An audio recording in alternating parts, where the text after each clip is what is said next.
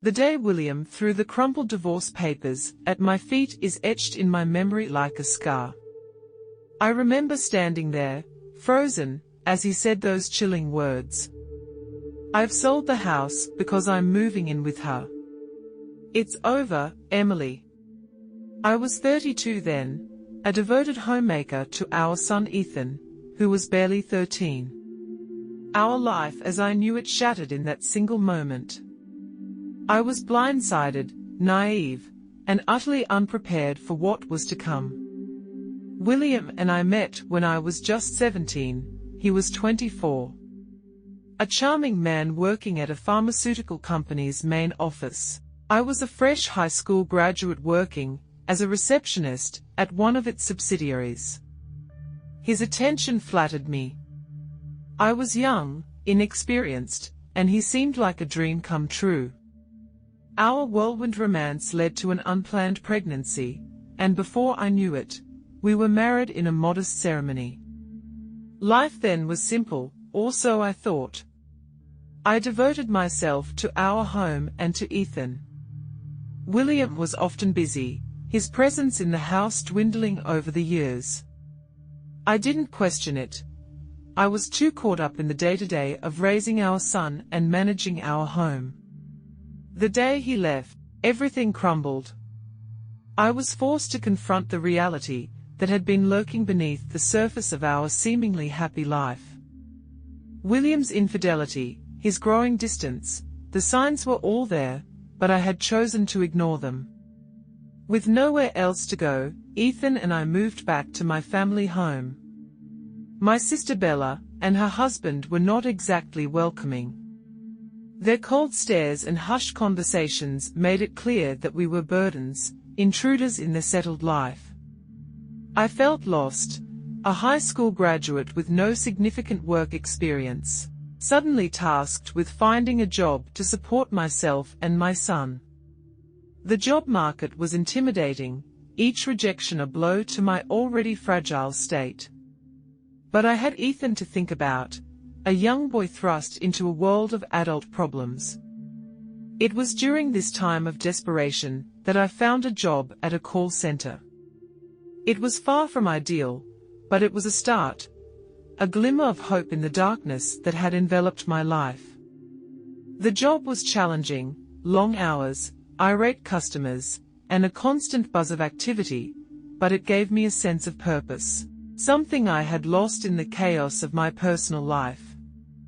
As I navigated the complexities of the corporate world, I realized how sheltered I had been. My lack of knowledge, particularly about legal matters like divorce and alimony, had left me vulnerable, at the mercy of William's whims. This realization fueled a fire within me. I vowed to never let myself be so helpless again. I immersed myself in learning, in understanding the world beyond the confines of home and family. As Ethan grew, I saw the impact of our situation on him. He was quiet, more reserved than his peers, his eyes often holding a depth that was too mature for his age. But he was resilient, adapting to our new life with a strength that I admired. Our journey was just beginning, a path filled with struggles and revelations. But in those struggles, I found a strength I never knew I had, and in those revelations, a determination to fight back, to claim what was rightfully ours. Life at my sister Bella's house was a daily reminder of how far we had fallen. Her husband Adam barely concealed his disdain, often remarking, "Emily, you need to find your own place soon. We can't support you forever." The pressure was relentless. I scoured job listings daily, each rejection deepening the sense of despair. But it was Ethan's quiet resilience that kept me going. Despite the turmoil, he focused on his studies, his determination unwavering. One day, I stumbled upon a job opening at a customer service center. It wasn't glamorous, but it was a chance. The interview was nerve-wracking. I sat there, feeling out of place in my outdated suit, my resume embarrassingly thin. "Why do you want this job?" the interviewer asked.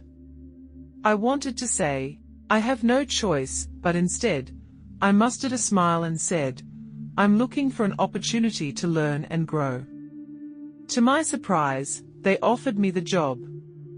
It was a contract position, but it was a start. I remember the mixed emotions I felt, relief telling Bella and Adam, but also a stinging sense of inadequacy as Adam said, "Finally, you can start contributing." The job was challenging, the fast-paced environment, the endless calls, it was overwhelming. But I persevered, driven by the need to provide for Ethan and to prove to myself that I could stand on my own. As I settled into the routine, I couldn't help but reflect on my marriage with William. How had I been so blind? The late nights, the unexplained absences, the whispered phone calls, I had brushed them off, believing in the illusion of a happy family. But the truth was, William had been living a double life, and I was just a convenient facade. This realization was a bitter pill to swallow. It fueled a growing anger within me towards William for his betrayal and towards myself for my naivety. But it was a conversation with a co-worker that truly opened my eyes. She was a single mother like me, but much more informed. As we talked about our experiences, she said something that struck a chord. "Emily, did you get any alimony or child support? You know you're entitled to it, right?" I was stunned. The thought had never crossed my mind. William had left us with nothing, and I had just accepted it. I realized then how much I didn't know, how unprepared I was for the real world. Determined to make things right, I began to educate myself. I read books, searched online, anything I could find on divorce and family law. The more I learned, the more I understood the extent of William's manipulation. And then one day, I received a call from Ethan's school. He had been in a fight.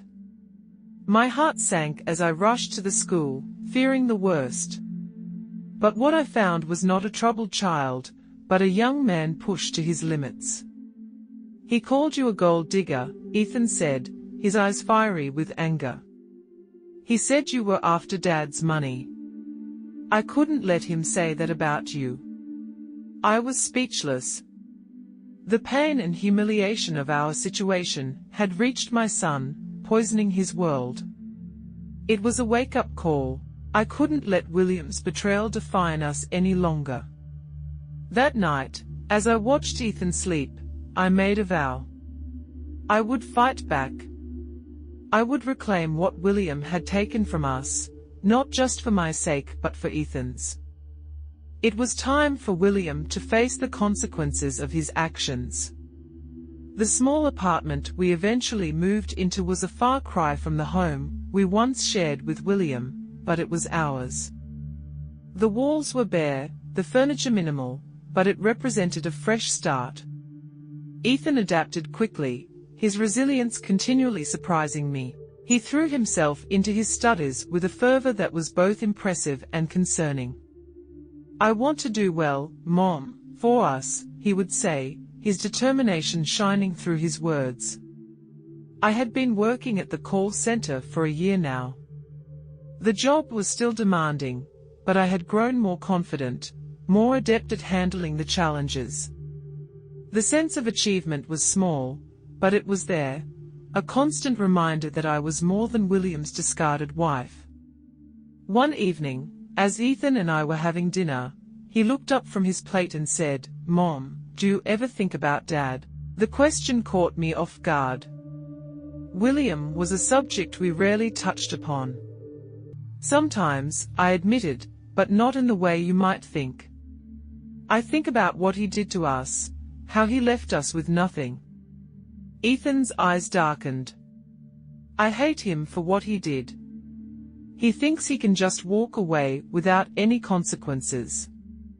His words struck a chord in me.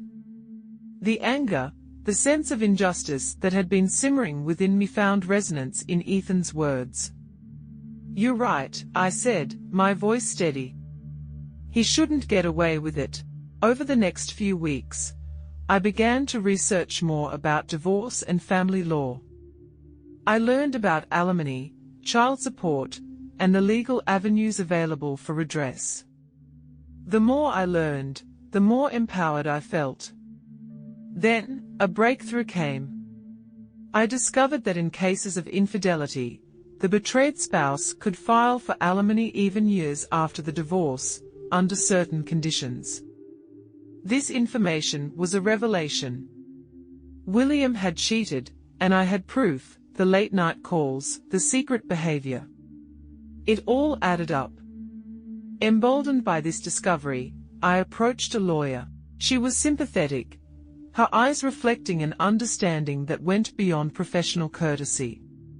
"You have a case," she said, "but it won't be easy. Are you ready for this?"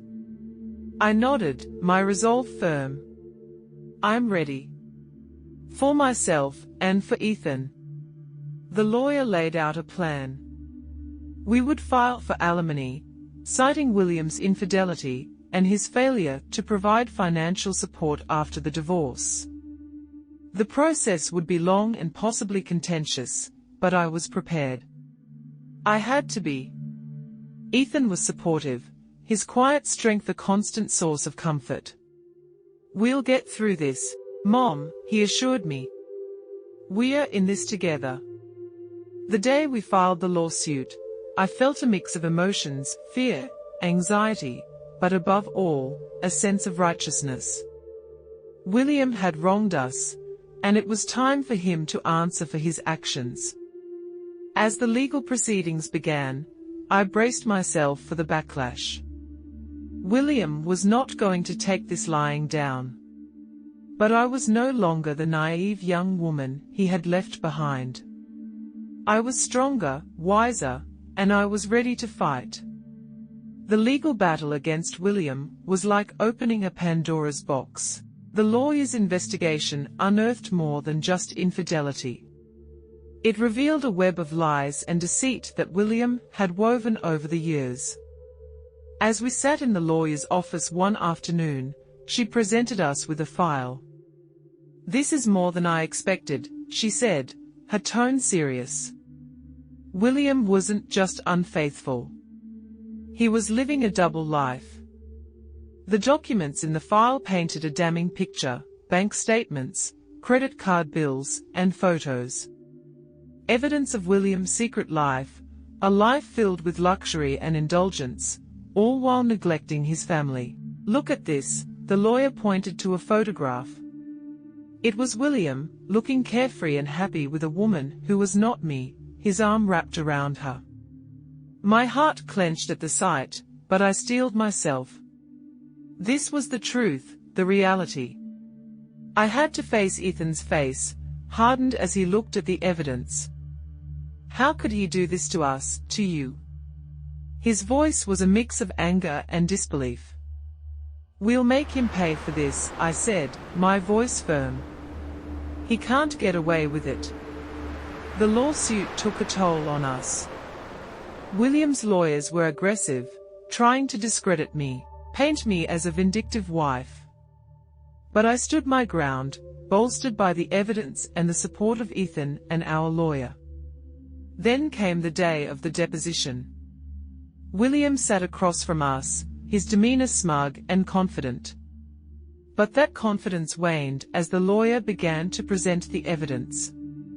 "Mr. William, can you explain these expenses?" she asked, her tone accusatory, as she slid the bank statements across the table. William's eyes flicked over the documents, and I saw a flicker of panic. "These are personal expenses.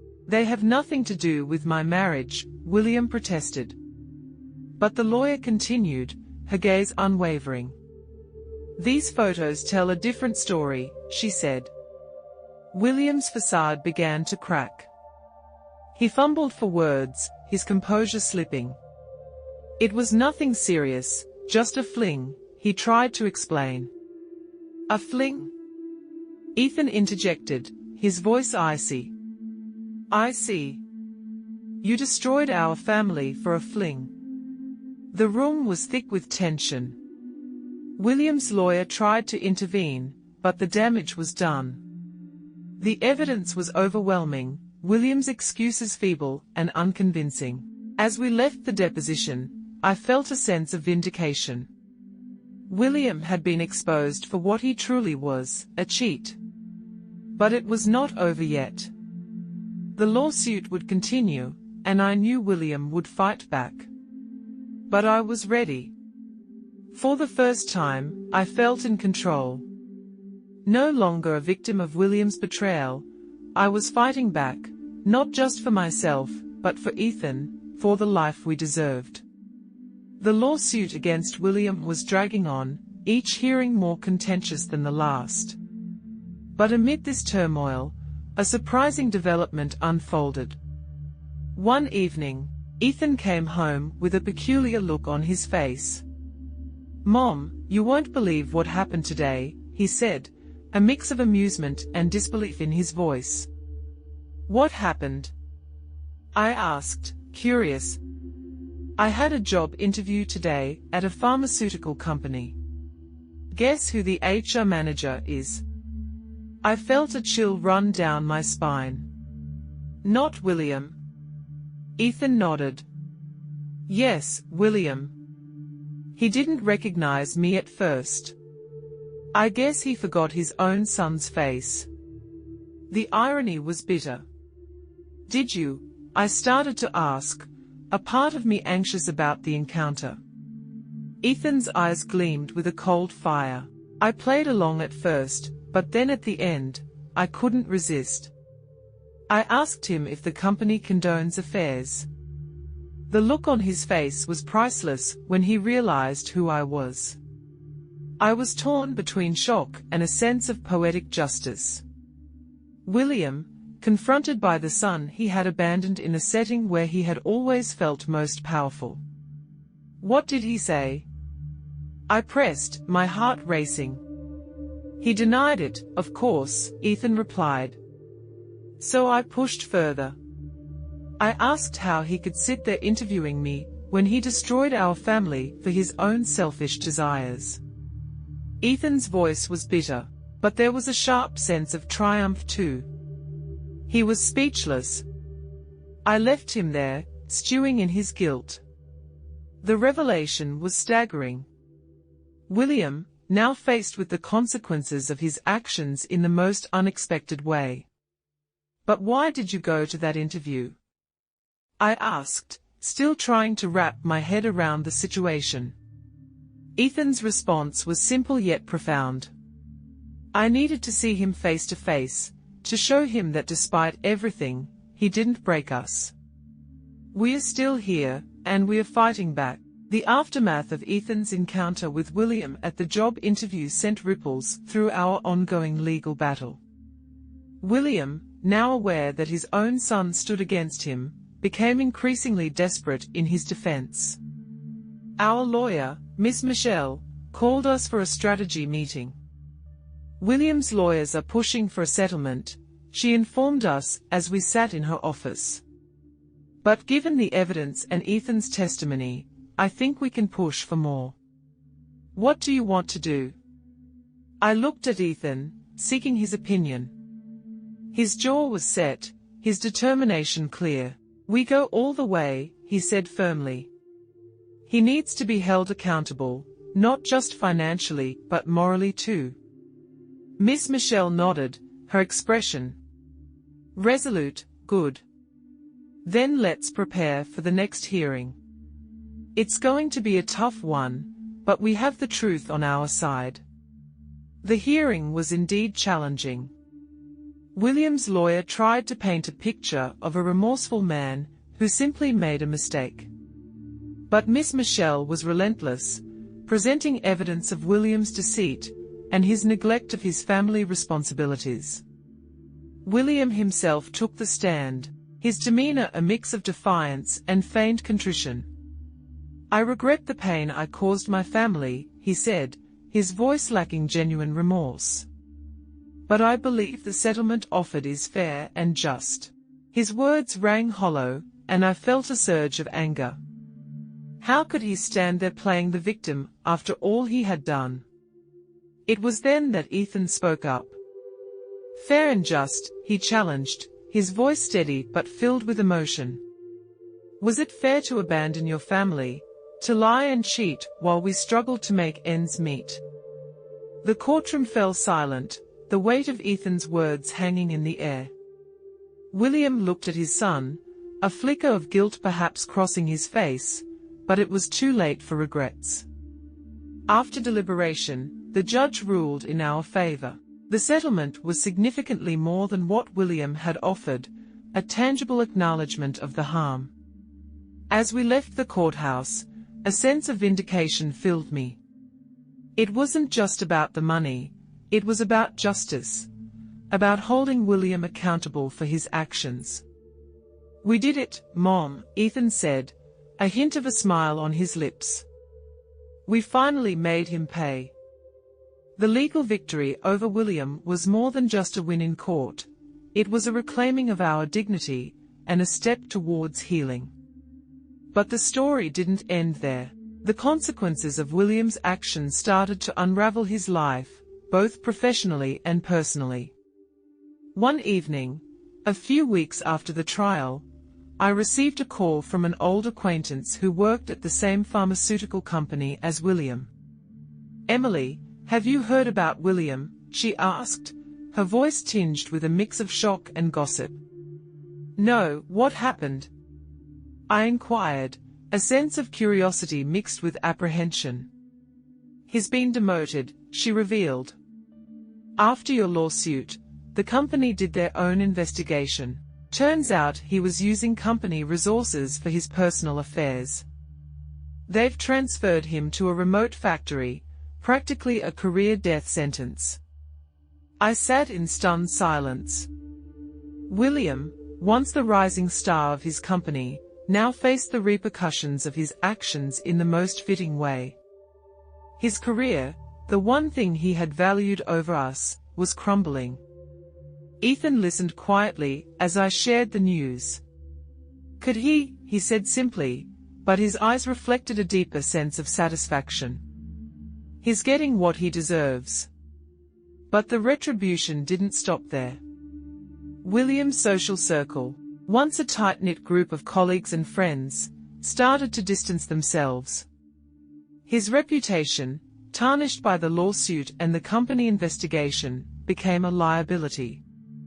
I heard from various sources about William's fall from grace, how he had to sell his apartment to cover the settlement and legal fees, how his second wife, the woman he left us for, struggled to adjust to their new diminished lifestyle. It was a harsh reality, but one that William had brought upon himself. His choices, driven by selfishness and deceit, had led to his undoing. As I reflected on these developments, I realized that this was not just about revenge, it was about justice, about the universe righting a wrong.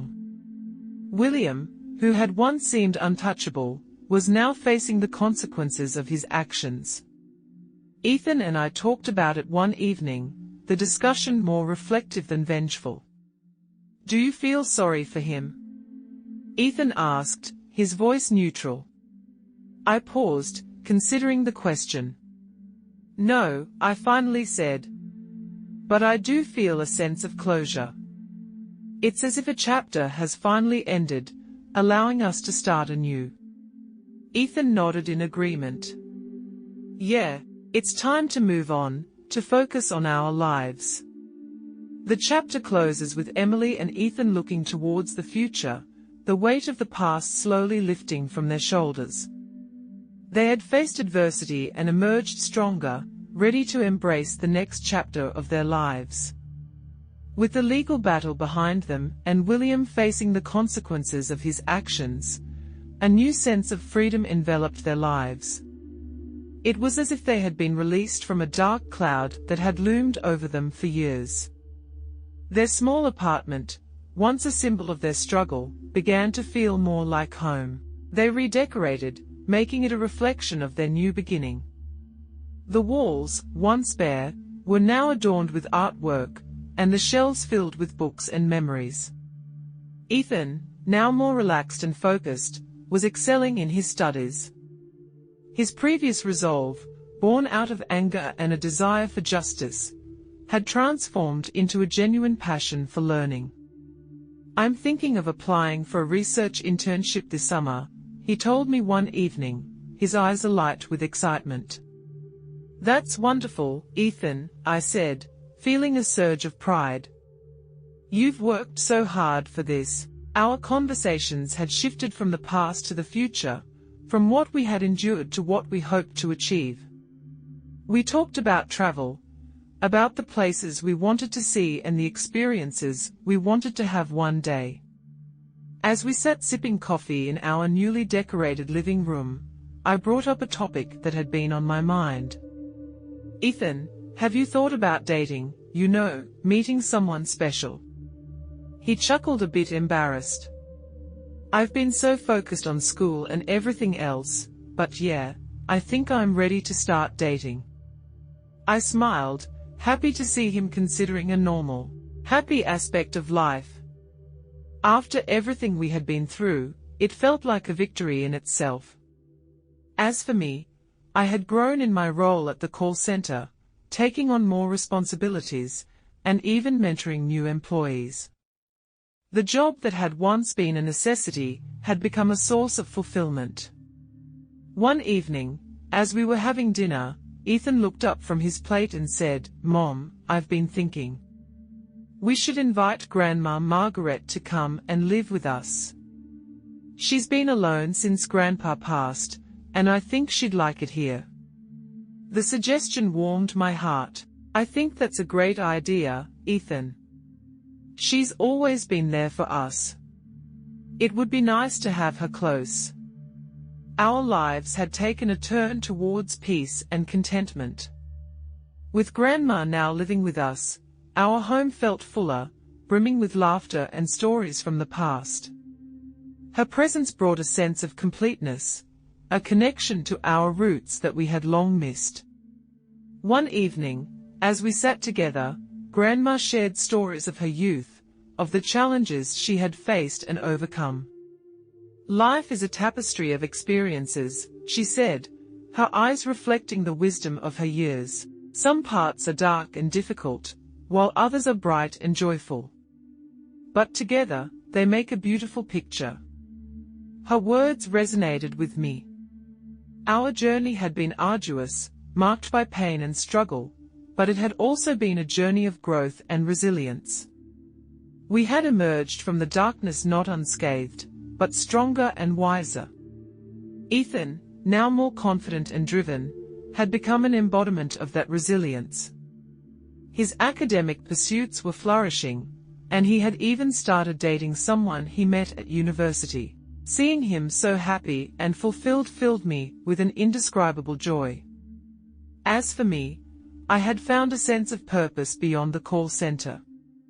I started volunteering at a local community center, helping other women who had faced similar challenges. Sharing my story and lending a listening ear brought a sense of fulfillment that I had never known before. One night, as Ethan and I sat on our balcony looking up at the stars, a sense of calm enveloped us.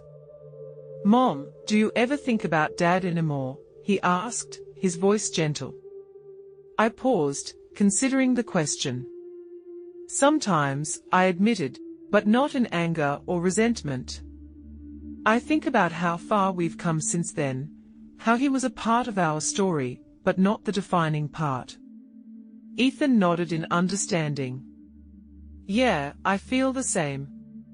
He's just a chapter in our past."